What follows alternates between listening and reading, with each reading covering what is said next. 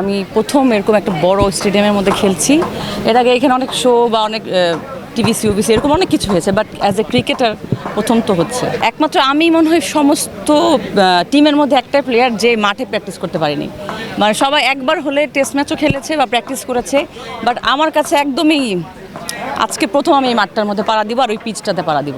So আমি that kind of unique যে আমি এখন পর্যন্ত এই মাঠেই নামিনি। সো আমার জন্য দেখি কি হয়, আল্লাহ ভরসা। আমার বাবা ফুটবল প্লেয়ার আর আমি আর্জেন্টিনার সাপোর্টার, আর ক্রিকেট আমার জাতীয় খেলা হয়ে গেছে অলমোস্ট বলতে গেলে। আমি গতবার বোলিং ব্যাটিং দুটাই করেছি, এবার আমি একটু সময় যেহেতু কম পেয়েছি, সো ব্যাটিং করার প্র্যাকটিসটাই ছিল, ব্যাটিংটাই করবো। আর আমি আমার লেডি টিমের মধ্যে ক্যাপ্টেন, সো ওদেরকে আমি একটু বেশি চিয়ার আপ করছি, কারণ ওরা একদমই নিউ, ওরা এর আগে কখনো ক্রিকেট খেলেনি, আমিও তো খেলিনি, বাট ওদের থেকে 1% হলে একটু এক্সপিরিয়েন্স আছে।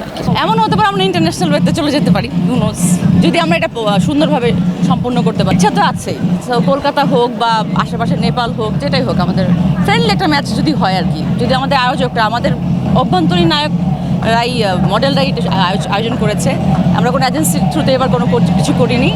সো আমরা তো সম্পূর্ণ পারিবারিক একটা আয়োজন, আর সবাইকে এন্টারটেন করার জন্য আমরা আসলে করছি। আমরা আসলে সবাই এত বেশি পারি না, আমরা ক্রিকেটকে খুব ভালোবাসি, সুন্দর সময় কাটানোর জন্য এখানে এসেছি।